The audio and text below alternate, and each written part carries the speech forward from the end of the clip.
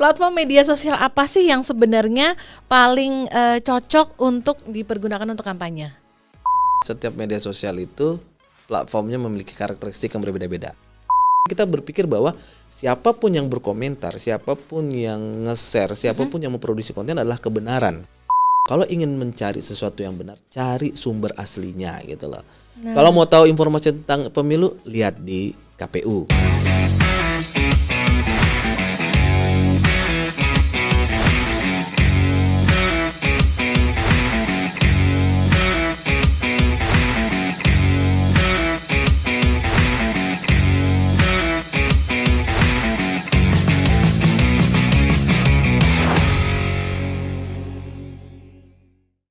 Teman pemilih, apa kabar? Terima kasih ya sudah kembali bergabung di podcast KPU RI hanya di kanal YouTube Komisi Pemilihan Umum Republik Indonesia. Senang sekali kembali menjumpai teman pemilih semua karena episode kali ini pasti akan seru sekali untuk disimak sama semua teman pemilih di seluruh tanah air karena tamu kita juga spesial banget nih untuk hari ini. Nah, teman pemilih, setelah sekian episode, kalau tidak salah ini udah 20 sekian episode ya, kalau teman pemilih mengikuti semua, kita mendatangkan beragam tamu dengan latar belakang dan juga cerita yang berbeda-beda supaya kita bisa membawa banyak cerita dan juga banyak inspirasi nih kepada teman pemilih. Nah, untuk episode kali ini akan khusus banget karena kita akan mendatangkan seorang dokter. Wow, dokter media sosial pertama di Indonesia. Ini spesial banget. Kita kasih sambutan dulu untuk Kang Arul. Dokter media sosial loh, Kang. Alhamdulillah. Pakainya gini, Kang. Oh, kayak gini. Biar gede. Oh, biar gede. Love-nya Iya, gede. siap. Kang Arul, apa kabar? Alhamdulillah baik Mbak Reni. Alhamdulillah. Sehat? Senang banget sehat. Alhamdulillah. Terima kasih udah Iya. bertanya. Kang Arul, terima kasih ya udah meluangkan waktu untuk datang ke podcast KPU. Alhamdulillah. Kebetulan memang lagi suka sate. Oh, sate. Dan kebetulan dari belakang KPU ada taman itu kan. Jadi langsung mampir. Mampir aja langsung gitu. langsung mampir. Semua yang kebetulan nggak pakai direncanakan kadang-kadang juga tetap seru ya, Kang, Tetap ya? seru, sangat seru Betul. gitu. Kadang-kadang kalau kita rencanain itu, oh begini akhirnya nggak jadi gitu kan. Kebanyakan kayak gitu. Seringnya kayak gitu. Kayak begitu, ya Allah, janji-janji terus akhirnya nggak jadi gitu. Kayaknya ada yang curhat nih. Enggak juga. Oke, teman pemilih, kita sudah bersama dengan Kang Arul. Iya, benar sekali. Yang saya sebutkan di awal, kita orang-orang menjuluki beliau sebagai dokter media sosial pertama di Indonesia. Nah, sepertinya ini adalah kesempatan yang bagus nih, kita bisa dapat obrolan banyak nanti bareng sama Kang Arul tentang media sosial dong tentu saja, dan apalagi karena kita lagi menuju untuk menjajaki dan juga melangkah menuju pemilu 2024 nanti 14 Februari Kang 2024. Kayaknya seru nih teman pemilih kita ngobrol soal media sosial nih barengan sama ahlinya. Atau jadi Kang Arul ini juga aslinya nih, kalau mau dikasih tahu dulu nih teman pemilih, sebenarnya teman pemilih bisa googling langsung nih, cari namanya Ruli Nasrullah. Sebenarnya nanti kalau dicari di mesin pencari ketahuan gelar aslinya apa. Sudah nulis buku apa aja. Dan kiprahnya di mana aja tuh teman pemilih bisa ngelihat sendiri di situ ya. Nanti dengan mudah langsung ketahuan, wajahnya juga langsung kebuka. Medsosnya juga langsung jret belasan. Bahaya nih, banyak banget. Kang Arul, sebenarnya paling seru kalau kita ngobrolin media sosial dan pemilu adalah karena ternyata untuk menuju ke pemilu 2024 nanti tuh Kang, ada yang akan kita sasar tuh salah satunya adalah pemilih pemula. Pemilih yang baru pertama kali akan memilih. Berarti kan sebenarnya kalau dilihat usianya itu masih bisa dibilang muda-muda nih. Kaum muda kita katanya Kang, itu kiblatnya tuh masih di media sosial nih kalau lately nih ya, berita-berita di sekarang ini, di beberapa tahun terakhir ini, arah-arahnya itu opini-opini itu ngarahnya anak-anak di usia muda itu memang kiblat informasinya di media sosial. Benar nggak tuh Kang? Kalau saya sih melihat seperti ini ya, artinya dalam determinasi teknologi nih, teori dulu. Jadi memang kita tuh sudah masuk ke gelombang di mana media-media tradisional itu sudah susah diakses dalam pengertian secara psikologis ya gitu. Karena persoalannya adalah ada keinginan untuk kita itu mendapatkan informasi yang cepat. Gitu, jadi sementara kalau kita nonton TV, koran, majalah, kita kan ada hal yang harus kita tunggu kan secara durasi gitu. Iya.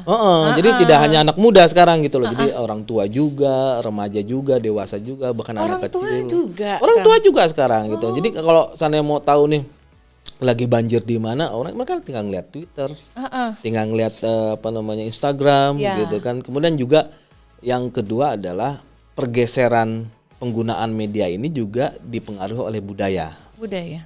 Gitu ya, budaya gitu kan, karena persoalannya adalah beban hidup kita itu udah terlalu banyak kan? Sebelum kita podcast kan Teh ini udah ceritakan bebannya kayak gimana kan gitu. Jadi orang ke media sosial tuh mencari pelarian, Ya. orang betul. ke media sosial mencari pelarian gitu kan. Ya. Dan memang sekarang tipe generasi sekarang adalah dia ingin mendapatkan sesuatu yang langsung dapat, langsung cepet Ya. gitu kan. Kalau televisi dia harus nunggu dulu. Oh, nanti malam ada sinetron drakor Big Mouth contohnya gitu Iya. kan. Dia harus nunggu dulu malamnya gitu kan. Iya. Tapi kalau di media sosial dia tinggal cari gitu kan. Ini seri keberapa, buka Netflix atau buka video atau apapun mereknya gitu kan. Jadi saya ingin mengatakan bahwa ini pergeseran yang buat saya itu sebenarnya secara teknologi determinasi komunikasinya itu hal yang wajar gitu loh. Tidak hanya ke anak muda, tidak hanya ke anak-anak remaja, tetapi juga ke orang tua juga. Ya. Karena prosesnya memang seperti itu, terlalu cepat. Inilah secara konteks sederhananya.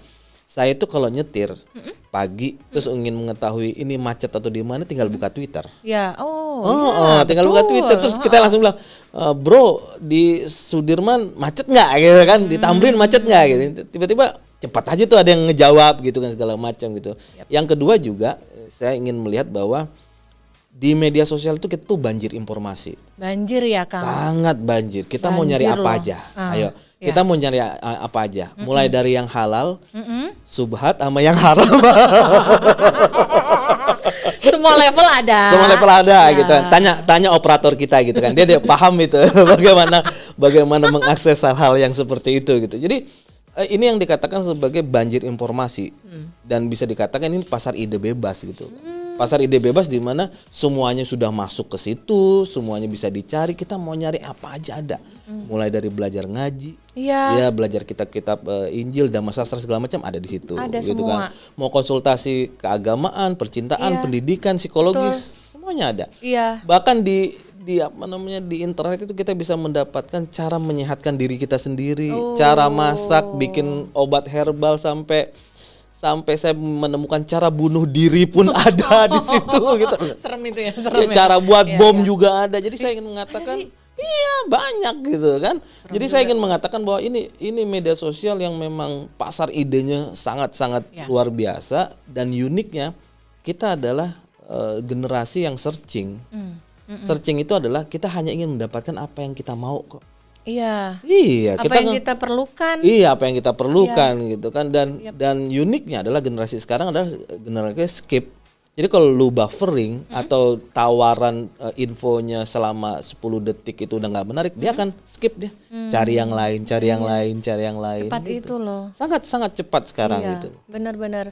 Dan kalau dari gambaran singkat Kang Arul, ini tidak hanya menunjukkan orang muda sebagai yang kategori usianya muda ya Kang ya, termasuk sampai tadi yang Kang Arul bilang ada yang orang tua pun, misalkan ya level-level orang tua penggemar sinetron misalkan pun ya, penggemar drakor misalkan pun, misalkan parents muda, orang tua muda yang anak-anaknya mungkin masih di tahap SD atau SMP mungkin juga itu kan masih termasuk yang kayak generasi yang ikut saat ini eksis. Betul. Dan masih aktif berkarya gitu ya. Betul. Kang ya, betul. Karena persoalannya begini, ini kan kita masuk dalam situasi digital nomaden kan. Di mana mungkin awalnya orang berpikir bahwa oke, media sosial itu untuk anak remaja. Untuk anak-anak, ngapain sih kita bikin status gitu kan? Bikin status Jakarta hujan lah, orang tinggal lihat keluar Jakarta lagi hujan kok gitu. Ngapain bikin status seperti itu? Tapi persoalannya kan secara budaya hampir semua aspek kehidupan kita sekarang udah digital. Iya. Kita mau beli obat sudah ada aplikasinya. Udah ada. Iya, mau beli makanan sudah ada aplikasinya. Sudah banyak. Mau bayar tinggal ada aplikasinya. Jadi Banyak apapun pilihan.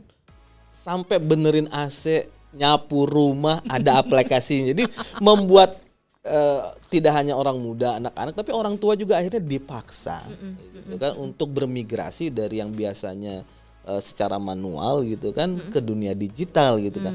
Dan uniknya sekarang mau minimarket sampai tukang sayur itu bisa diorder gitu. Bisa via online. Biasa online gampang gitu kan. banget. Bayangin tahu 5 ya, ayam setengah kilo gitu kan, sayur, kangkung segala macam.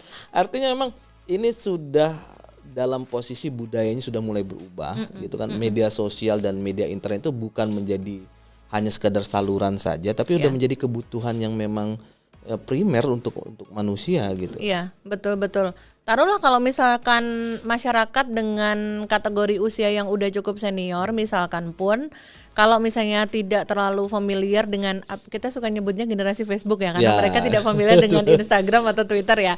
Nah kemudian mereka masih bisa dengan mudah lebih cepat daripada media konvensional, mereka bisa buka YouTube ya Kang. Semestinya begitu. Udah ada update YouTube tuh, selebriti apa yang dia mau ikutin ya kan. Sekarang lagi rame selebriti apa misalkan gitu. Daripada nunggu TV, ntar infotainment kan ada jadwalnya jam sekian sampai jam sekian. Betul. Kalau dia buka YouTube, diketik di keywordnya udah langsung trendingnya apa, sesuai infonya apa. Sesuai kebutuhan dia. Persoalannya adalah begini, Teh, saya panggilnya Teteh aja ya, kan orang Sunda ada. Jadi persoalannya adalah bahkan orang tua pun menikmati kejayaan media sosial. Gitu Kang. Oh ya, coba buka TikTok. Sekarang banyak orang tua yang minta maaf yang udah nggak sadar usianya, joget-joget gitu kan di TikTok, terus bikin ngelawak segala macam, dan dia mendapatkan uang dari itu gitu kan, karena diapresiasi, dihargai segala macam. Jadi saya sih memandangnya positif aja ya, karena ini adalah pasar ide bebas dan mereka kreatif segala macam, dan inilah ekonomi digital gitu loh. Ekonomi yang mungkin 5-10 tahun yang lalu kita nggak pernah berpikir bahwa media sosial itu bisa menghasilkan uang untuk banyak orang. Betul sekali. Iya. Siapa yang mengira jualan gordeng 10 gelombang kanan 10 gelombang kiri khusus di media sosial juga kan, hanya di TikTok. Orang nggak pernah berpikir kan, kalau dulu kan, oh gue harus datang ke Tanah Abang nih gitu kan, gue harus ngeliat ini ke toko gitu. Sekarang cukup 10 gelombang kanan 10 gelombang kiri udah di TikTok segala macam. Kita mau bikin apa aja semuanya di media sosial gitu. Betul. Apalagi ternyata juga orang-orang yang menggerakkan atau mengembangkan atau mengimprove media sosial itu juga tahu peluang ya Kang Arul ya. Itu persoalannya. Tidak hanya akses informasi cepat, tapi juga beberapa memang menyediakan platform untuk bisa mendapatkan keuntungan finansial. Sangat keuntungan finansialnya sangat. Karena persoalannya adalah dulu kalau misalnya kita bicara televisi bukan saya mengartikan bahwa televisi itu tidak ada yang nonton, selalu ada segmentasinya, captive marketnya tetap selalu ada. Tapi persoalannya adalah untuk memproduksi sebuah siaran televisi, terutama iklan, itu kan diperlukan kemahiran dan kemampuan yang sangat luar biasa. Gitu kan. Belajarnya juga bisa 3 bulan atau 6 bulan. Sekarang media sosial dengan aplikasi udah ada template 5 detik jadi itu video gitu kan. Betul kan? Itu kayak kalau misalnya kita boleh name it lah. Kalau misalnya mau naikin ke TikTok itu ada CapCut segala macam, ada Quick segala macam. Jadi praktis gitu. Nggak tahu cara fade in, fade out atau cut to ada template-nya. Gitu kan. Iya. Terus kalau cuman sadar foto saya cuman 3, videonya 1. Ini udah ada template yang fotonya 3, videonya 1 gitu. Betul. Makanya jadi semakin mudah. Sangat mudah. Kalau Kang Arul atau juga teman pemilih kalau melihat nih misalkan tadi di aplikasi TikTok, kelihatannya nih misalkan orang-orang yang kayaknya kalau dari sisi look-nya itu kok kayaknya dia bukan orang-orang yang belajar ilmu desain atau desain grafis secara serius, tapi tetap bisa bikin video-video. Tetap bisa bikin video yang cukup bagus gitu. Cukup lumayan. Karena memang bisa dinikmati. Media digital dan aplikasinya gitu kan itu menyiapkan banyak hal gitu loh, banyak hal yang memudahkan orang. Tergantung sekarang bagaimana orang itu memanfaatkan media sosial dan aplikasi itu gitu. Betul banget. Dan sepertinya teman pemilih juga semuanya bisa ikut mengamini nih kalau selama ini teman pemilih lebih condong kepada media sosial yang mana tuh? Apakah benar sesuai kebutuhan aja masih lebih menikmati media konvensional atau justru sudah jauh lebih banyak meluangkan waktunya untuk lebih banyak scrollingnya di media sosial aja nih. Itu sebenarnya kalau dari sisi kayaknya ada ya Kang, kayak ada penelitian atau angka-angka statistik yang kayak orang ternyata lebih banyak meluangkan waktu di media sosial. Itu setiap tahun itu kayak lembaga seperti We Social Media atau Hootsuite dengan segala macam itu memang merilis itu gitu loh. Bahkan riset itu adalah riset seluruh dunia. Jadi di berbagai negara itu gitu kan, itu dia melakukan riset bagaimana apa namanya kebiasaan ya behave-nya netizen Indonesia itu seperti apa, berapa jam ngabisin gitu kan, dan data terakhir itu sekitar 3 sampai 4 jam orang Indonesia itu habis untuk main media sosial aja. 3 sampai 4 3 jam. sampai 4 jam itu habis untuk main sosial media saja. Kalau Tereni mungkin 5 jam karena 2 jamnya untuk masukin ke keranjang yang 99 plus tapi belum dibayar-bayar juga. Oh, tahu. Jadi Ketebak banget kan. Ketebak banget gitu kan. Jadi cuman belanja klik taruh keranjang tapi enggak. Jadi saya ingin mengatakan bahwa itu sampai aplikasi apa yang digunakan, bagaimana aksesnya, siapa jenis kelaminnya, demografinya, psikografinya seperti apa, itu semua datanya itu udah ada semuanya gitu kan. Karena persoalannya begini, uniknya adalah di media sosial itu apapun yang kita lakukan itu ada rekamannya. Iya. Iya, jadi kita ngeklik berapa lama pun sampai 0, sekian detik pun itu sudah direkam. Oh gitu. Iya, jadi gampang itu kayak lembaga-lembaga riset itu untuk mengcrawl data dari Indonesia itu tinggal cari IP-nya apa dengan segala macam terus dilihat bagaimana kebiasaan jejak digitalnya, keluarlah itu. Dan itu kalau yang dibilang semua pengguna media sosial tuh jadi kebaca apa perilakunya, kayak terus ternyata dia nge-like-nya lebih banyak di apa gitu kan, juga jadinya ke-record juga ya Kang? Sangat ke-record gitu karena karena bukan nggak ada tool sebenarnya. Oh gitu. Karena kita mengizinkan. Jadi gini, jadi setiap kita menginstal aplikasi apapun gitu ya, baik di handphone kita yang lunas cicilan atau masih masih milik siapa gitu kan. Jadi ketika kita install, orang sering main iya aja. Padahal kan harus dibaca tuh bahwa ketika kita menginstal di situ ada tulisan apakah aplikasi ini diizinkan untuk mengakses. Bayangin loh, mengakses gitu. Jadi tidak hanya mengakses media tapi juga kamera, nomor kontaknya, bahkan ada beberapa aplikasi tuh yang bisa mengakses kegiatan finansialnya di aplikasi gitu. Nah, ini bayangin ya, kalau seandainya kita menginstal lebih daripada 30 sampai 50 aplikasi di handphone gitu kan. Berarti ada 50 perusahaan gitu kan. 50 penyedia aplikasi yang sudah mendapatkan rekam jejak data kita. Makanya kadang-kadang Tereni itu pasti akan ditawarin oleh iklan-iklan yang terkait dengan selama ini biasa ngeklik apa sih? Iya, di timeline kan? Di timeline gitu. Betul. Jadi kalau seandainya biasa beli emas 30 kg gitu kan setiap minggu sekali gitu kan. Ini contohnya. Contoh ya, nggak apa-apa, cuma contoh. Contoh. Jadi besoknya juga akan ada iklan tentang perhiasan, iklan tentang ini. Jadi memang merekam jejak digital itu setiap orang berbeda-beda. Jadi itulah yang secara algoritma dilihat oleh aplikasi, dilihat oleh perusahaan penyedia media sosial maupun marketplace atau fintech dengan segala macam untuk melihat perilaku orang tuh seperti apa sih. Kayak begitu. Nah ini menarik banget nih teman pemilih, apalagi soal yang statistik tadi, karena ternyata angka yang dicatat oleh lembaga survei itu semakin hari semakin tahun pengguna media sosial itu semakin bertambah dengan betul. Dan dengan spesifikasi yang lebih detail itu ternyata juga tercatat sebagai informasi dari yang dilakukan oleh lembaga survei tadi ya Kang ya? Betul, yang dilakukan oleh lembaga survei, jadi jauh lebih mudah sebenarnya meng-crawl itu. Cuma persoalan begini Teh, persoalannya adalah ketika pengguna itu tidak sadar bahwa apa yang disajikan di media sosial itu adalah sesuai dengan rekam jejaknya, itu akan menjadi hal yang sangat negatif dan bahaya. Misalnya gimana? Hoax, disinformasi. Jadi kalau seandainya setiap hari dia mencoba mengakses itu dengan alasan gue cuma ingin tahu sih sebenarnya ada hoax apa hari ini, tapi karena dia ngeklik, kemudian besok dia ngeklik lagi gitu kan, kemudian ketika tampil di wallnya tidak di delete gitu kan, maka besoknya orang akan mendapatkan tawaran-tawaran informasi yang sama seperti itu gitu loh. Dia ditawari hoax. Iya, ditawari hoax. Jadi akan muncul juga seperti itu gitu kan. God. Jadi saya ingin mengatakan bahwa apa yang muncul di media sosial itu sebenarnya jangan menyalahkan orang lain kalau seandainya dia itu menyebarkan hoax, disinformasi atau berita bohong. Karena itu sebenarnya perilaku kita. Astaga. Itu perilaku kita, Pak Ibu. Nggak nyangka. Oh iya. Iya juga Karena ya, kan? kadang-kadang Teh Reni pernah merasa nggak ada orang yang bikin status terus hati kita tuh kesel bacanya. Oh ya, kadang. Iya kan? Nggak boleh bilang sering, kadang. Kadang, kok kayak gini sih, kok kayak gini. Dan alhamdulillah saya nggak ada. Oh gitu. Karena saya udah tahu nih kalau teman saya suka ngomong kayak gini, udah saya langsung delete atau saya heningkan dia untuk nongol di Itu wall kita. diapain Kang? Maksudnya Diheningkan saja, kan ada tetap follow tapi diheningkan Oh, namanya. gitu. Diheningkan, jadi nggak akan nongol. Makanya saya lihat ada beberapa riset gitu, termasuk yang kerjasama dengan Facebook juga untuk melihat bagaimana emosional seseorang. Bahkan itu kasusnya itu heboh loh di Amerika, karena sama-sama kerjasama dengan Facebook untuk menawarkan foto-foto, konten, video yang kekerasan untuk melihat emosional psikologis seseorang gitu loh. Nah itu juga yang terjadi kalau seandainya lingkaran kita adalah orang-orang yang selalu emosional, ya, yang fanatik buta entah itu ke agama, ke partai atau ke kelompok tertentu, maka kita akan dipaksa untuk membaca hal-hal yang menurut kita itu sebenarnya nggak setuju.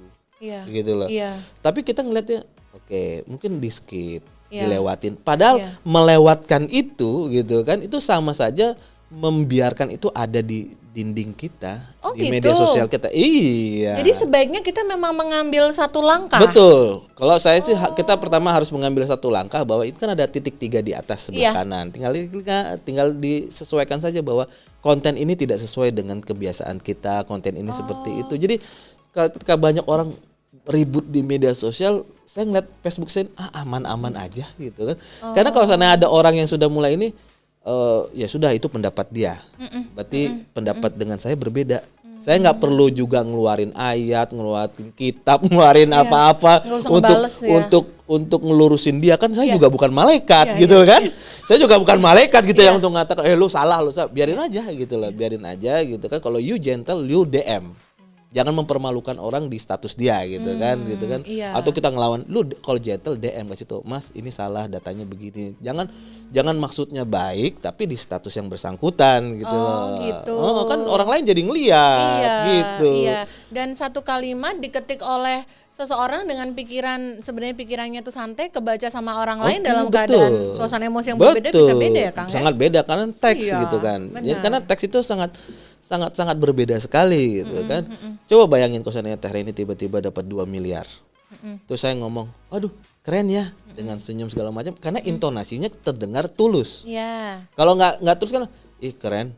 Standar kan, jadi kita bisa. Standar. Tapi kalau di teks kan kita nggak tahu. Nggak kebaca itu Nggak ngomongnya kebaca. nadanya gimana ya. Nadanya kayak gimana, apakah marah, emosional segala macam. Jadi saya ingin mengatakan bahwa di pengguna di media sosial itu, apa yang kita baca itu sebenarnya itu terkait dengan bagaimana mentalitas kita, psikologis kita mengakses media sosial. Saat itu ketika Saat ngebaca itu. Iya, jadi kalau seandainya mau aman, mau tenang, kalau seandainya nggak setuju ya udah skip aja itu. Nah, itu Atau dia. informasinya sembunyikan saja. Sembunyikan. Gitu. Tapi ternyata kalau dibiarin dia akan tetap nongol terus ya, Kang, Dibiarin ya? tetap akan nongol terus. Nah itu persoalannya adalah ketika ada konten-konten yang mengacaukan atau menjelekkan atau menghina agama orang lain atau suku, ras segala macam. Kita tuh sering biarin aja, gitu kan.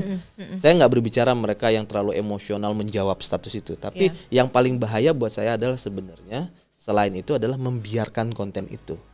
Membiarkan konten itu muncul di wall kita itu sama juga secara algoritma konten itu sudah dibaca oleh satu IP. Nah, apa yang harus kita lakukan?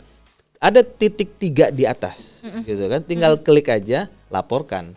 Ini untuk platform apa nih? Semua platform Semua kayaknya platform sama ya, 3 semua titik platform, di atas. ya, semua platform sama. Jadi Betul. kita dianggap secara algoritma menyetujui konten itu sebenarnya. Oh, kalau kita tidak melakukan langkah Kalau apa-apa. kita apa-apa, karena kan menggeser konten itu sama aja kita sudah melihat dalam waktu 0, sekian detik. Oh, gitu. Dihitung Iya. ya, Kang ya. Itu dihitung. Jadi klik aja titik 3 di atas, kemudian laporkan konten itu yang tidak sesuai dengan panduan komunitas dengan segala Iya, macam iya, gitu kan. Jadi betul. artinya kita juga harus aktif. Kenapa media sosial itu dari jutaan konten per hari, kenapa dia menawarkan konten yang A? Iya. Karena itu rekam jejak digital kita gitu loh, rekam gitu. jejak digital kita. Tera ini apal nggak kalau seandainya punya Facebook kan? Oke. Masih. Maksudnya kalau masih gimana? Ya, Mas. Ada. Apa Kang. nggak kalau seandainya pernah makan bareng di mana, wisata di mana dengan teman-teman, naikin ke Facebook, tiba-tiba Facebook menyarankan mau ngetek orang ini nggak, dikotakin wajahnya. Itulah algoritmanya. Oh, gitu. Iya, itulah algoritmanya.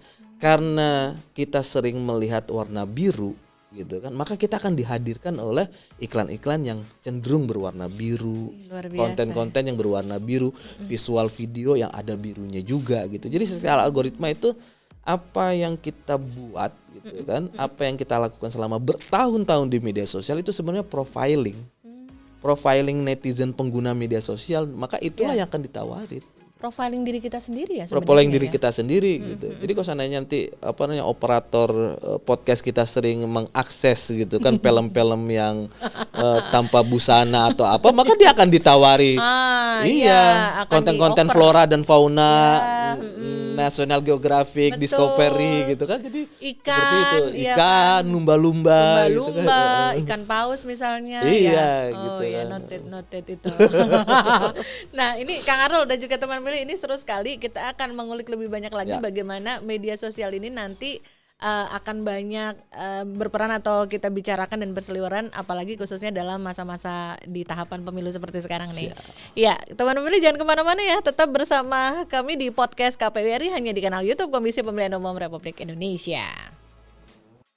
Teman pemilih, terima kasih banyak ya Anda masih bersama kami di podcast KPU RI hanya di kanal YouTube Komisi Pemilihan Umum Republik Indonesia.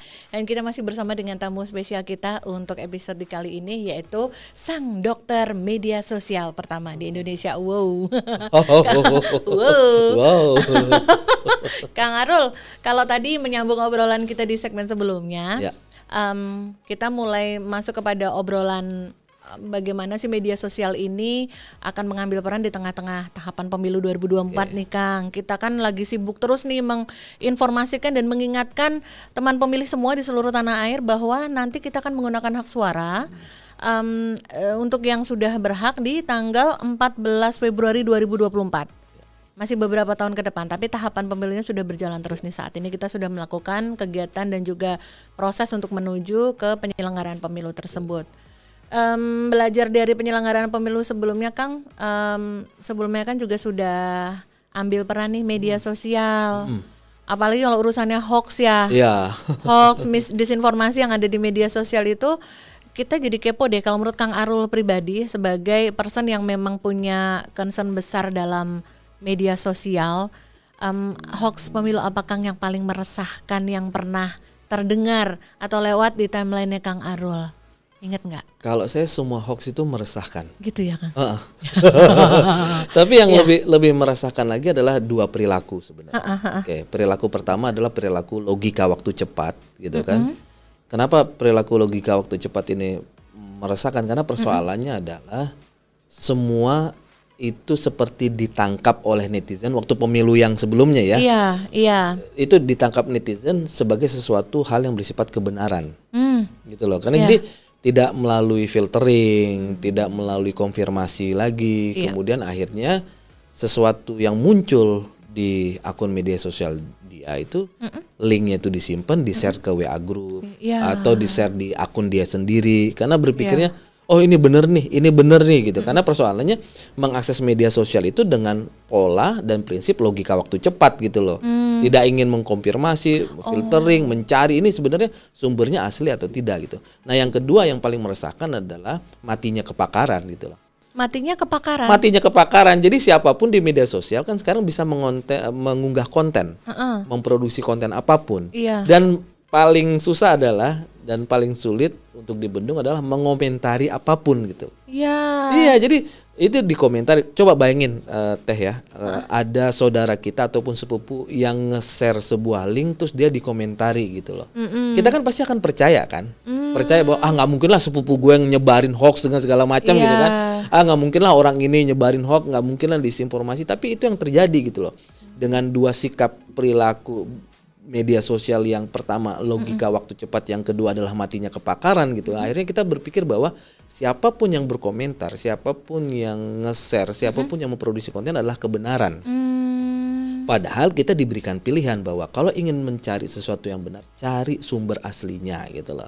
Kalau mau tahu informasi tentang pemilu, lihat di KPU. Kalau seandainya masalah-masalah pemilu pengawasan, lihat di Bawaslu akunnya. Kalau mau informasi soal apapun tentang partai, tentang perilaku, tentang aktivitas, lihat ada Kompas, Republika, Media Indonesia, Tempo yang memang akunnya itu dipercaya Iya. Gitulah. Iya. Dia mereka melalui proses penyuntingan, editorial segala macam gitu. Iya. Jadi saya ingin mengatakan bahwa di media sosial tuh bahkan untuk ke saudara sendiri pun kita jangan percaya gitu loh, terkait Tanpa dengan disaring. ya terkait dengan pemilu, hoax Ya. dengan segala macam gitu. Jadi yang pertama kali harus kita tempatkan adalah kita harus tahu sumber. Itu loh Teh. Jadi sumber informasi itu dari mana? Jadi kalau seandainya dari konten yang meresahkan, konten itu muncul dari perorangan, tampaknya adanya konfirmasi, maka itu patut dicurigai. Bukan Ya. berarti kita langsung nolak ya. Ya. Jadi patut dicurigai gitu. Jadi kalau seandainya ingin tahu tuh carilah informasi pertama gitu loh. Iya. Informasi pertama dari sumber yang pertama gitu kan, dari dari akun media sosial memang lembaganya kredibel. Lembaganya kredibel. Kalau dia dari jurnalis tentu saja dia sudah dapat validasi atau sudah dapat Ya. yang dari Dewan Etik ya. Ya, Dewan Pers maksudnya. Dewan Pers segala Iya. macam gitu Betul, kan. betul. Dan juga udah kerjasama kan dengan media sosial kayak Facebook itu kan. Jadi cek fakta itu juga dengan segala macam. Yang kedua juga kita sudah punya perangkat gitu loh. Jadi banyak organisasi LSM, NGO itu yang memang seperti kalau seandainya saya boleh nyebutin gitu kan, kayak Mavindo gitu kan. Jadi memang khusus dia juga punya web, punya apps-nya juga untuk melihat ini yang hoax tuh seperti apa. Gitulah. Kemudian beberapa Pemda juga sudah mengeluarkan akun media sosial untuk memang melihat bahwa ini hoax loh, ini berita ini hoax loh. Jadi sebenarnya kita kalau punya waktu yang cukup panjang dan tidak memakai logika waktu cepat, setiap orang tuh pasti akan mendapatkan informasi yang benar. Cuma persoalannya di situ. Iya. Jempol kita itu jauh lebih cepat dibandingkan kesadaran kita. Luar biasa. Iya kan. Kayak Teh ini pasti sadar lah jempol untuk masukin keranjangku lebih cepat dibandingkan kesadaran bahwa di dompet kita duitnya hanya sekian gitu loh. Yang penting jempolnya masukin keranjang dulu lah gitu. Jadi Ntar bayarnya kan bisa. iya Ya. gitu. Jadi itu perilaku jempol itu memang sangat luar biasa Iya. gitu kan. Jadi memang bukan sesuatu yang aneh karena memang inilah media sosial gitu loh. Inilah Iya. media sosial kalau Iya. kita masuk ke media sosial tanpa membawa kesadaran gitu kan. Tanpa ingin tahu bahwa tidak semua informasi yang ada di media sosial itu mengandung kebenaran. Iya. Iya. Bahkan sekarang sudah mulai ada gitu kan tampilan-tampilan yang hampir mirip dengan KPU, gitu. Iya. Hampir mirip dengan Kompas. Jadi tapi padahal ada Kompas titik S, orang nggak ngeliat titiknya gitu. Jadi fontnya sama Iya, gitu kan, iya. tulisannya sama, layoutnya sama, tapi dia nggak ngeliat titik kecil di bawah Iya, itu. Gitu. Padahal betul. itu bukan itu. Jadi ini memang ada orang-orang, ada kelompok tertentu yang memang ingin sengaja menyuburkan hoax seperti itu, karena itu tadi masalah terbesar adalah dengan melakukan seperti itu dia bisa seperti bikin pembunuhan karakter terhadap partai lain, Iya, ya iya, kan, iya. terhadap calon lain. Iya. Intinya adalah untuk dia mendapatkan keuntungan dari situ gitu. Jadi saya ingin Betul. mengatakan buat teman-teman pemilih bijak gitu loh, bijak untuk menerima semua konten yang ada di media sosial gitu loh. Iya, betul. Budayakan berdiskusi dengan orang lain, budayakan untuk mencari bahwa ini loh sumber pertamanya dari KPU, sumber Iya. pertamanya dari Bawaslu atau dari media yang memang sudah dikenal atau Iya. dari pemerintah sendiri gitu kan. Artinya jangan cepat terlalu emosional menanggapi sebuah berita. Nah itu tadi teman pemilih, kita bisa ngelihat nih dari yang sudah diceritain sama Kang Arul ternyata tapi omong-omong Kang Arul ternyata nggak mau nyebutin loh mana hoax pemilu yang paling meresahkan versi Kang Arul, nggak Ya, mau nggak mau buka dia. Nggak Yang paling apa-apa. yang paling meresahkan tuh kalau gaji 13-nya nggak jadi cair. Itu lebih meresahkan. Hoax nggak penting. Oh, nggak penting. Iya itu dia. Nah tapi ternyata kita bisa menyambungkan nih obrolan yang tadi barusan disampaikan Kang Arul sama yang sebelumnya, bahwa apa yang misalkan kita yang muncul di timeline di medsos kita tuh isinya kok hoax dan hoax, kayak misalnya dari 5 konten kok 2 diantaranya kok hoax gitu. Ternyata itu juga bagian dari perilaku kita yang Betul. tidak mau melakukan action ketika kita melihat suatu info yang disinyalir hoax ya Kang Betul, ya. betul. Jadi kita memang harus melakukan sesuatu seperti apa misalnya laporkan atau misalkan tidak tertarik dengan konten ini gitu kan. Itu ternyata penting dalam penilaian di media sosial ya. Maksud si medsosnya ngebaca perilaku kita gitu. Betul. Ya Kang Kan ya. tadi kan sudah sempat di-spill juga tadi ya bahwa apapun yang nongol di media sosial kita, karena begini deh Teh, berpikir bahwa kita tuh punya 200 juta lebih penduduk Indonesia. Ya. Dan laporan We Social Media itu bahkan pengguna nomor handphone pun lebih banyak dibandingkan penduduk Indonesia sendiri, gitu kan? Gitu kan? Iya. Dan yang mengakses media sosial dan internet itu 100 juta lebih. Itu datanya ada di We Social Media gitu. Bayangin kalau setengahnya aja 50 juta bikin konten satu hari. Bagaimana mesin artificial intelligence itu menyodorkan konten kepada si pengguna. Iya, luar Dia biasa pasti loh. akan milih kan, akan milih. Nah, bagaimana cara dia memilihnya? Sesuai dengan perilaku pengguna di media sosial. Nah, Ya, itu jadi tuh. kalau seandainya hoaxnya kita sering muncul, mungkin bisa jadi ya kita suka dengan itu, meskipun kita cuma kepo doang. Ya, jadi kita ngeliatnya di Facebook nih, Facebook hoax, di IG enggak, di Twitter enggak, tapi perilaku kita di Facebook itu terbaca oleh mesin, oleh algoritma, dan itu bisa disaranin di Instagramnya, Ya. bisa disaranin juga di Twitter, bisa disaranin juga di semua platform media sosial gitu. Jadi saya ingin mengatakan bahwa itu perilaku kita gitu loh, dan semua media sosial itu ada disclaimernya. Sayangnya gitu kan, pengguna media sosial kita itu tidak membaca secara detail gitu kan, bahwa kalau you menggunakan media sosial ini loh. Termasuk nanti ada poin tentang konten. Nah, konten itu yang disodorkan oleh pemilik media sosial ataupun algoritma robotiknya si media sosial adalah konten yang memang sesuai dengan perilaku dan rekam jejak digital si penggunanya. Iya, jadi itu. buat saya teman pemilih jangan asal menerima konten, tapi buat saya adalah beraksi gitu loh. Bersikap ya? Bersikap gitu. Jadi nggak hanya ini hoax, udah skip aja. Tapi itu tetap membiarkan ada di wall kita. Gitu. iya. Tapi kalau seandainya kita bersikap, ada hoax, ada disinformasi itu, udah titik 3 gitu kan, laporkan. Iya, Tidak sesuai dengan komunitas, maka algoritma itu langsung merekam bahwa orang ini tidak suka dengan konten-konten seperti ini. Nah. Jadi besok-besoknya tidak akan ditawarin lagi gitu loh. Tuh, satu langkah dari kita mungkin kalau dilakukan oleh sekian banyak individu dengan media Ya. sosialnya, itu akan berperan sekali ya dalam Sangat. membantu mesin-mesin media Ya. sosial ini untuk menyingkirkan berita-berita hoax ini ya, Kang. Sangat gitu. Iya, Teh luar ini biasa punya loh. pengalaman lah, 3 kali ngorder panci kan di marketplace. Besok-besoknya pasti akan muncul iklan panci kan. Besoknya besoknya muncul lagi karena itu tadi, itu perilaku gitu loh. Ya, Dan uniknya yang muncul itu bebas ongkir, diskon 70% gitu kan. Tepat seperti kebutuhan Tepat. ya kan. Kadang-kadang begitu. Iya ya. Kadang-kadang begitu. Jadi uniknya adalah karena semua tahu gitu kan. Oke, ini dia gajiannya tanggal 25 atau tanggal 1. Gitu. Jadi ketika tanggal dia swasta tanggal 25 gajian, maka iklan-iklan itu akan lebih kenceng di tanggal 25 gitu loh. Karena itu tadi perilaku kita gitu kan. Perilaku kita gitu kan. Dan uniknya gitu kan, bahwa tidak hanya di aplikasi ya, di handphone sendiri dia sudah bisa mendetek tuh. Kita makan bakso di sini berapa lama, datang ke Taman Lawang Mas Satrio tuh berapa lama, malam-malam di sana gitu kan.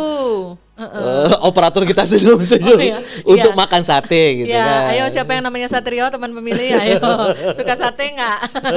Jadi itu tuh apa namanya, aplikasi ya, Kang? kedetek gitu kan, karena ada Google History kan, Ada. History gitu. Jadi kalau seandainya kita ngidupin itu gitu kan, termasuk di GoFood, di GrabFood segala macam, atau ShopeeFood segala macam, itu kita tuh terdetek gitu loh. Kita pernah pesan apa, itu di mana, ini di mana, maka yang muncul pertama kali adalah itu yang ditawarin gitu.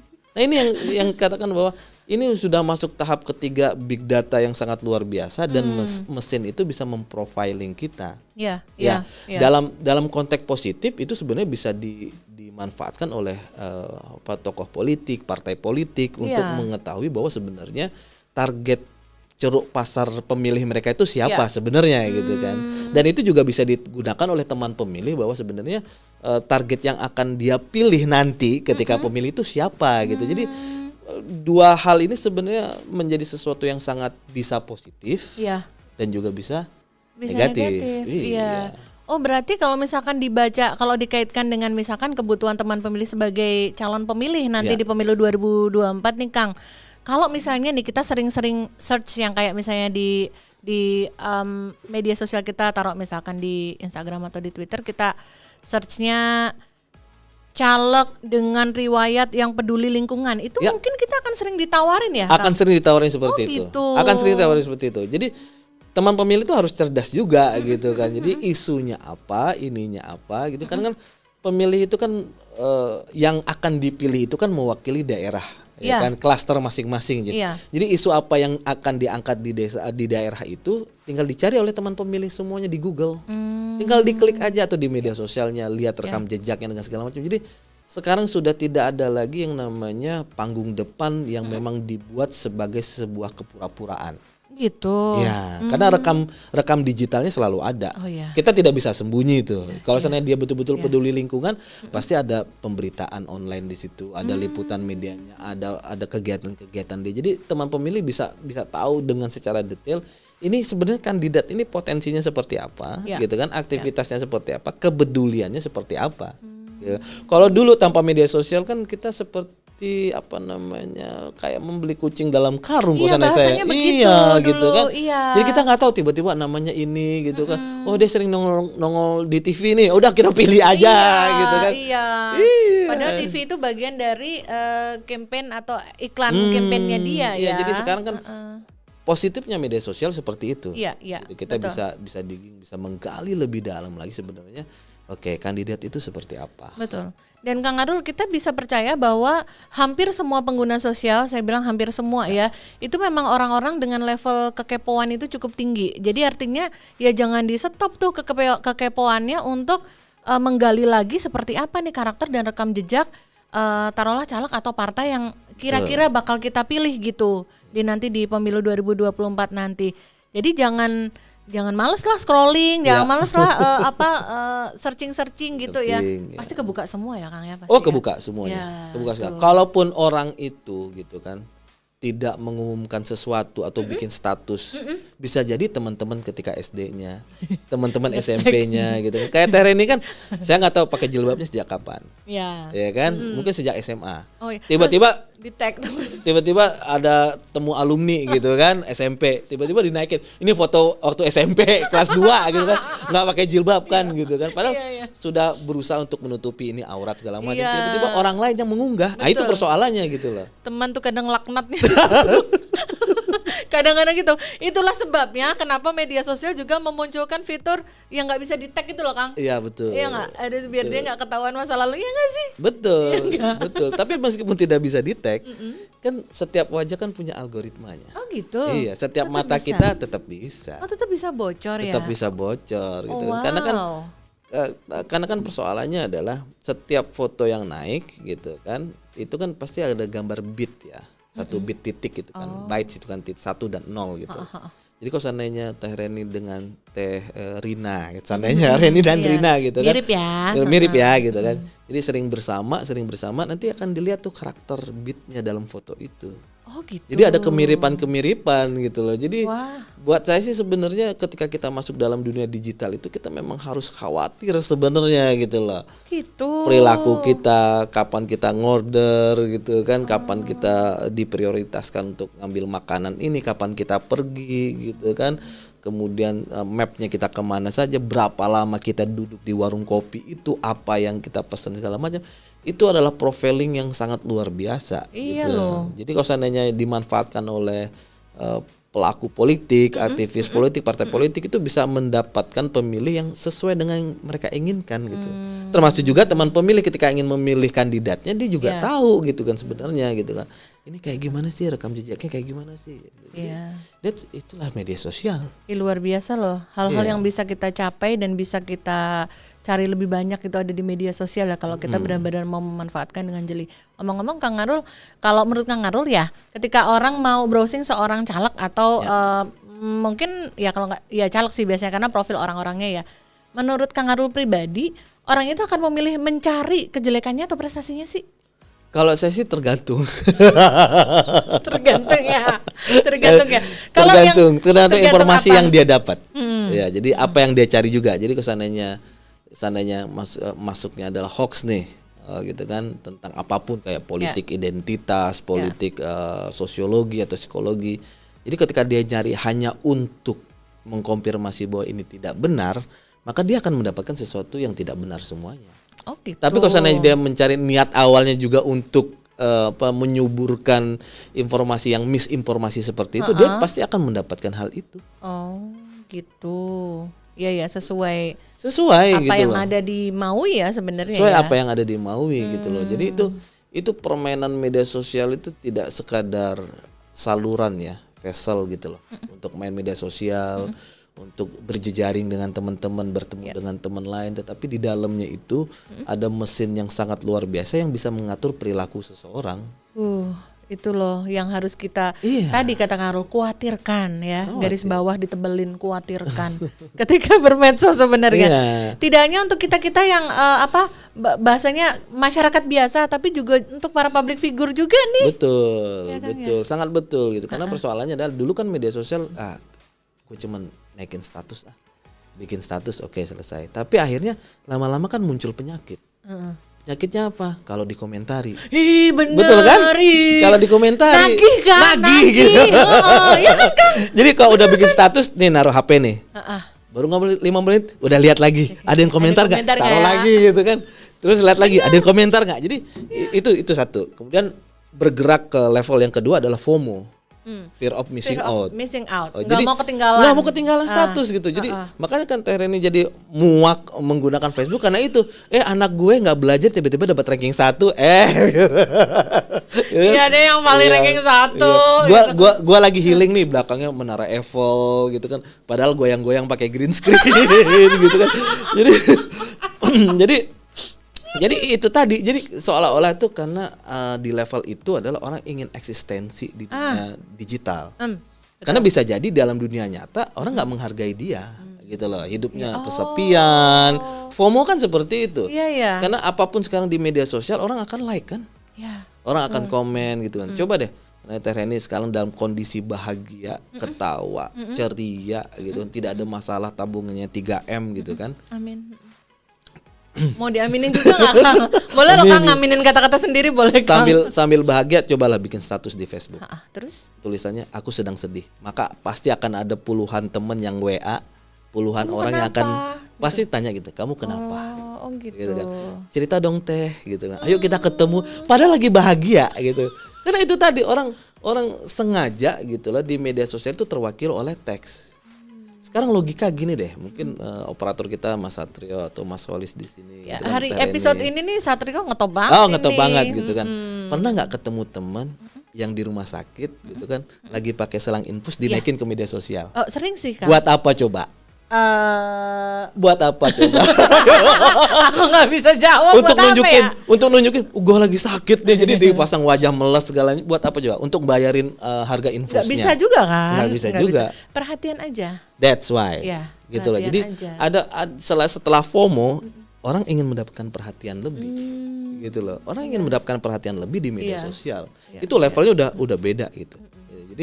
Jadi orang lebih apa dalam teori Charlie Tarkle itu dia rame tapi sebenarnya dia tuh kesepian. Oh gitu. Iya, jadi akhirnya dia selalu ingin eksis terus di media sosial. Akhirnya dalam kondisi itu di level yang terakhir adalah dia sudah melupakan norma, sudah melupakan etika, sudah melupakan bahwa mana yang benar, nilai yang baik atau yang tidak, Mana gitu yang kan. pantas atau Mana tidak. yang pantas atau tidak. Akhirnya Iya. demi konten ngeprank, ngejahatin orang Ya, gitu kan, ngusilin. demi konten gitu kan. Yang penting kontennya lagi rame nih gitu kan.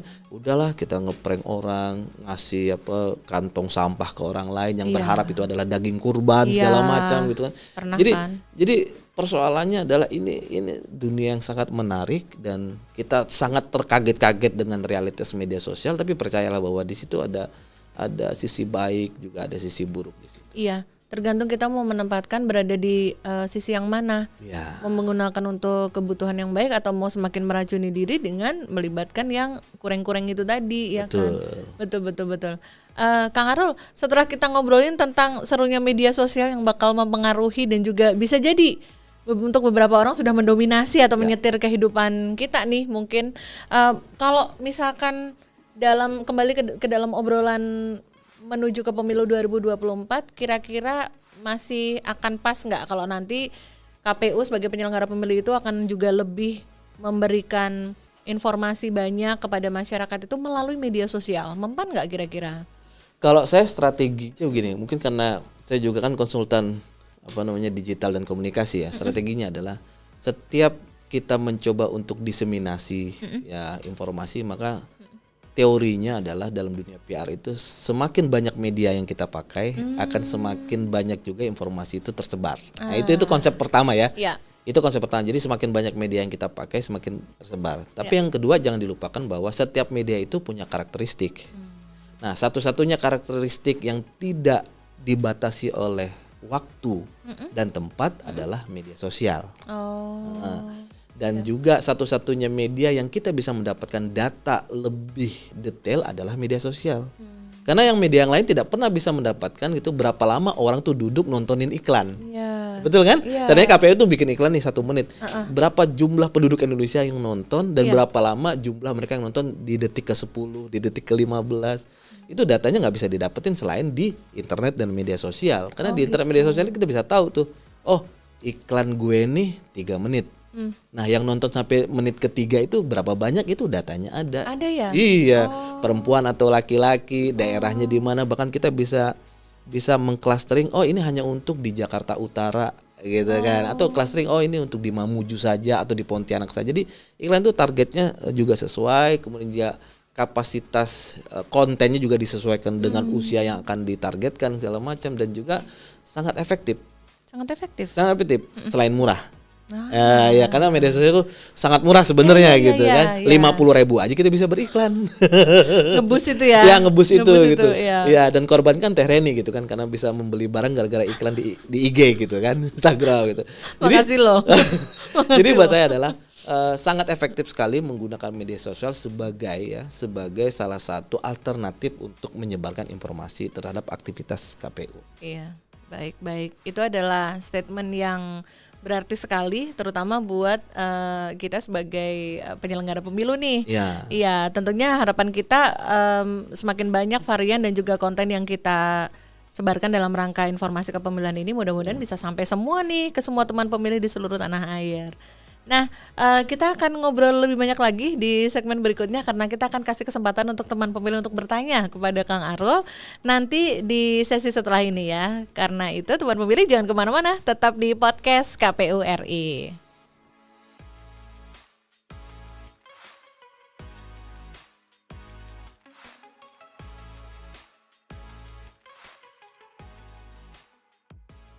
Terima kasih teman pemilih, masih terus bersama kami di podcast KPU RI hanya di kanal YouTube Komisi Pemilihan Umum Republik Indonesia. Buat teman pemilih yang baru saja pertama kali ini mampir di YouTube KPU RI dan baru melihat tayangan podcast ini, harus segera subscribe ya, karena subscribe itu gratis dan pasti akan terus mendukung Komisi Pemilihan Umum untuk terus memberikan update informasi kepemiluan. Nah sekarang untuk episode kali ini kita bersama tamu spesial kita untuk episode ini yaitu Kang Arul. Kita sudah sampai pada segmen yang seru nih, yaitu segmennya adalah NKCTP. Nanti kita cerita tentang pemilu. Ini obrolan biasanya sih orang bisa cerita tentang pengalaman kepemiluannya Kang. Tapi khusus buat Kang Arul kita mau kasih kesempatan kepada teman pemilih untuk nanya. Oh siapa? Karena soal medsos ini kan selalu menjadi hal-hal yang menarik perhatian ya. Bukan hanya menarik tapi menyedot perhatian sebenarnya ya.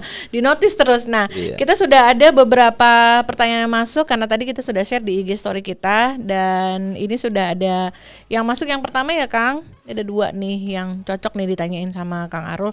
Yang pertama dari Yatan XX1. Wih ada XX-nya. Kak Yatan bilang nanya, Kang Arul plafon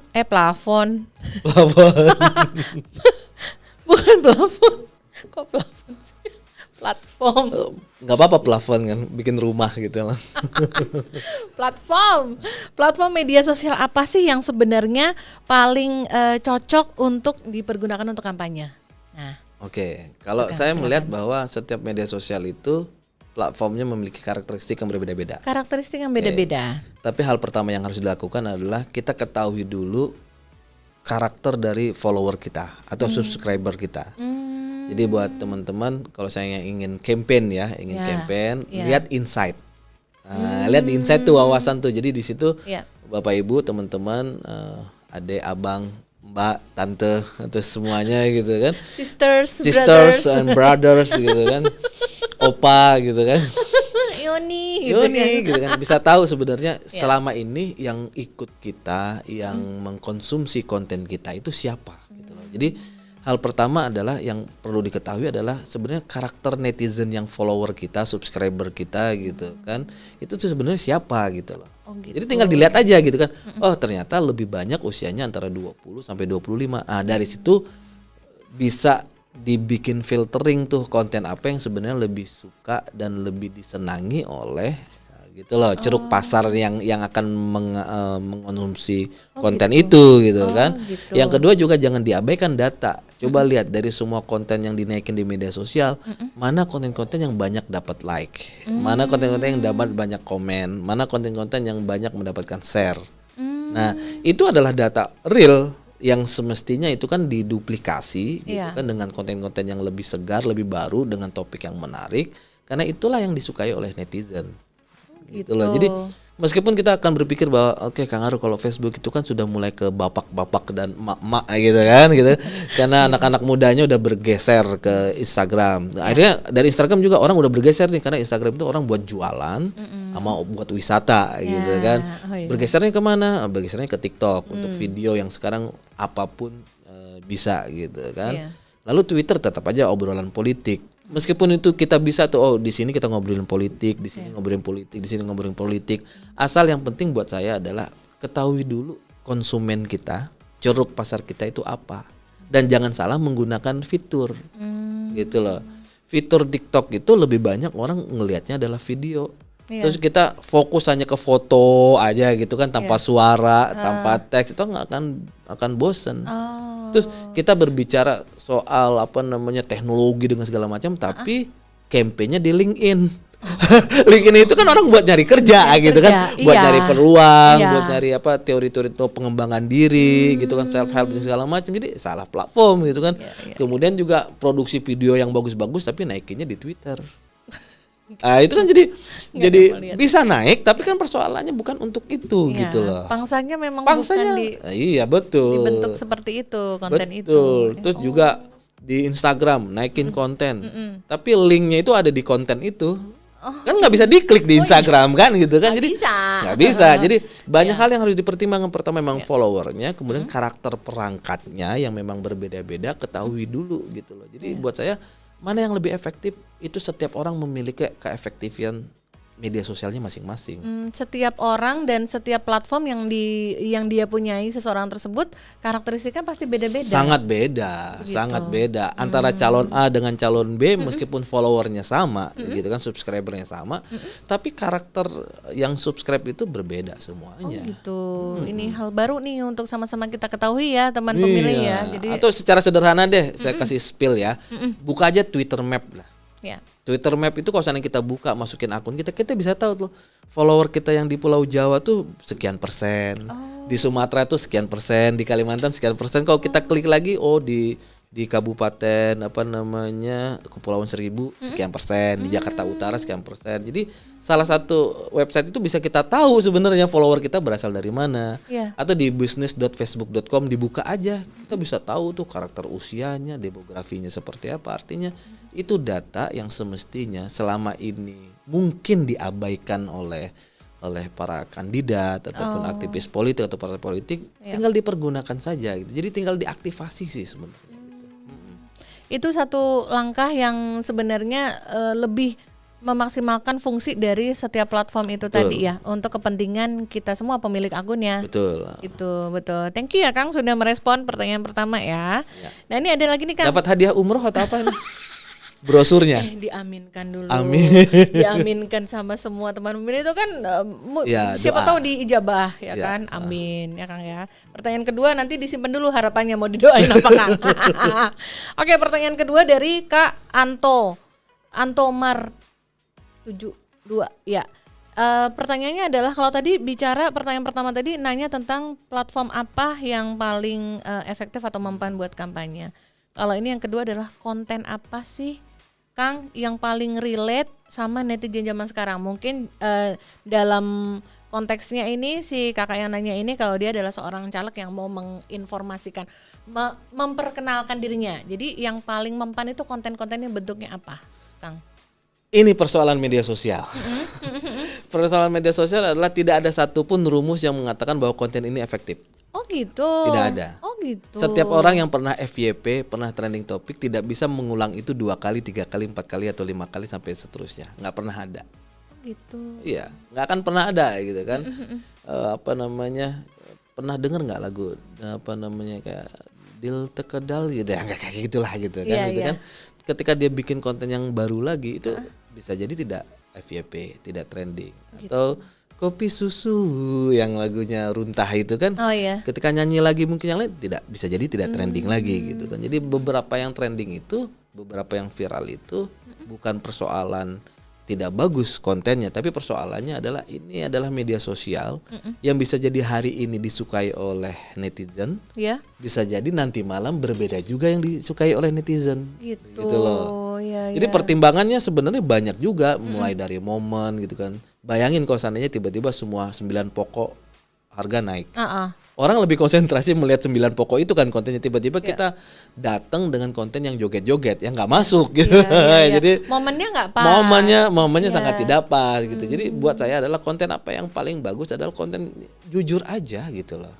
Jadi jujur aja, oke, gue branding gue apa, branding gue petani gitu aja. Udah konten-konten tentang pertanian dan segala macam. Jadi orang juga akan melihat si kandidat itu dia memang bidang kerjanya, profesionalismenya di bidang itu gitu loh. Jadi memang jujur aja. ya balik ke diri sendiri sebenarnya. Kalau konten yang bagus itu seperti apa ya balik ke sendiri juga gitu loh. Dan itu relate dengan sorry ya anak Jaksel ya, jadi harus ngomong relate gitu. Literally.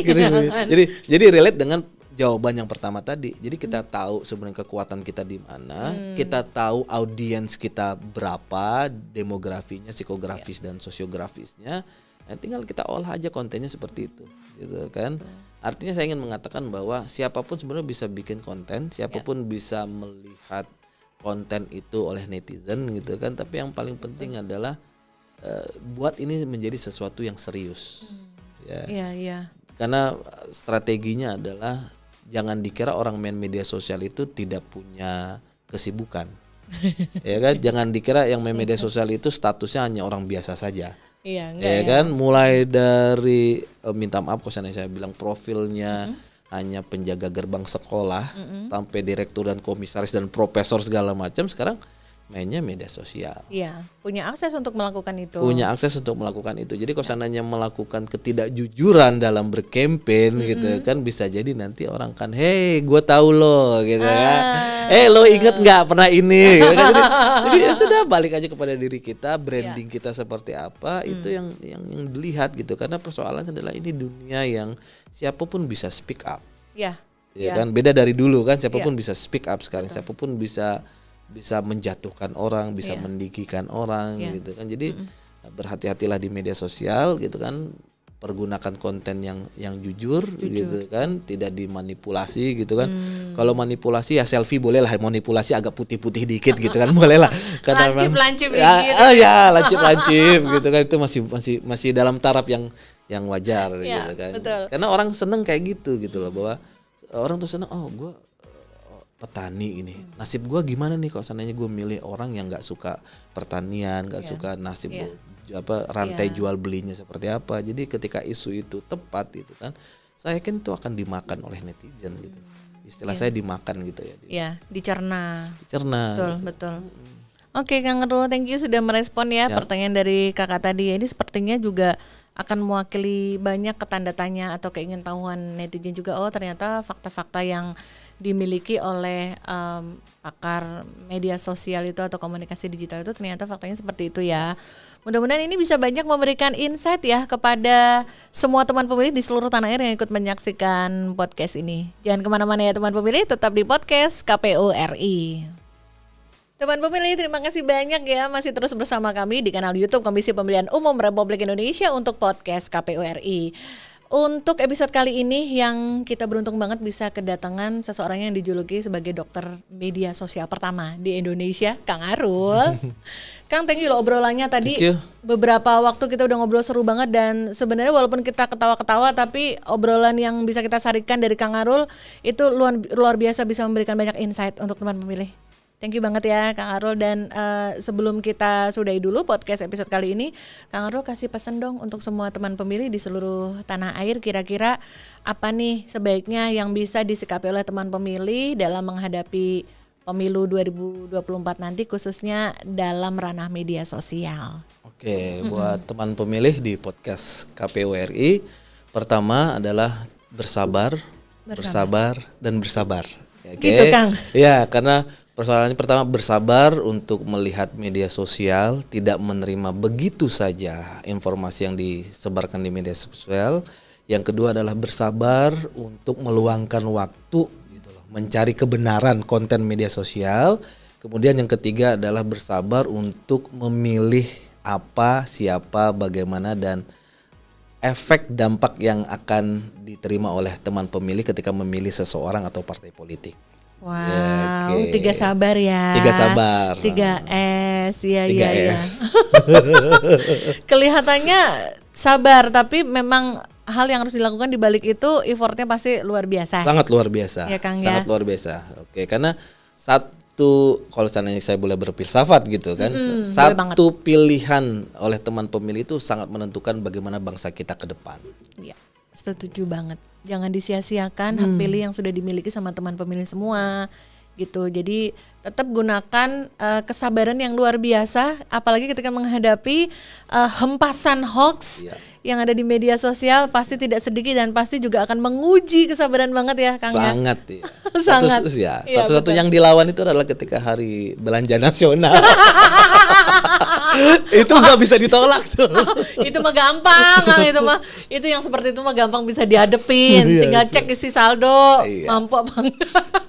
Iya, tapi itu tadi ya teman pemilih, kalau kita mampu mengejawantahkan pesan dari Kang Arul tadi, mudah-mudahan kita semuanya sama-sama bisa untuk bisa menjaga kesabaran nih tadi, khususnya dalam menghadapi media hempasan hoax dari semua media sosial yang dijamin pasti waktu demi waktu menuju 14 Februari 2024 akan semakin banyak ujian hoax yang harus kita hadapi. Kemampuan kita untuk menghadapi hoax dan juga menyikapinya itu juga menjadi bagian dari uji kesabaran kita ya Kang. Betul, teman pemilih, terima kasih banget ya udah bersama dengan podcast KPU RI untuk episode kali ini bersama Kang Arul, salah satu pakar komunikasi digital yang juga dijuluki sebagai dokter media sosial pertama di Indonesia. Kami yang beruntung sekali bisa mendapati Sama-sama. Kang Arul. Terima kasih banyak. Sehat selalu ya Kang Arul. Siap. Mudah-mudahan kita bisa ketemu lagi di kesempatan berikutnya. Ya. Thank you. Ready. Thank you banget dan teman pemilih semua. Terima kasih banyak loh sudah terus mengikuti dengan setia dan nantikan terus konten dari podcast KPU RI untuk episode berikutnya yang tentunya juga sangat menarik untuk semua teman pemilih. Podcast KPU RI terdepan bicara kepemiluan. Sampai ketemu lagi. Dadah.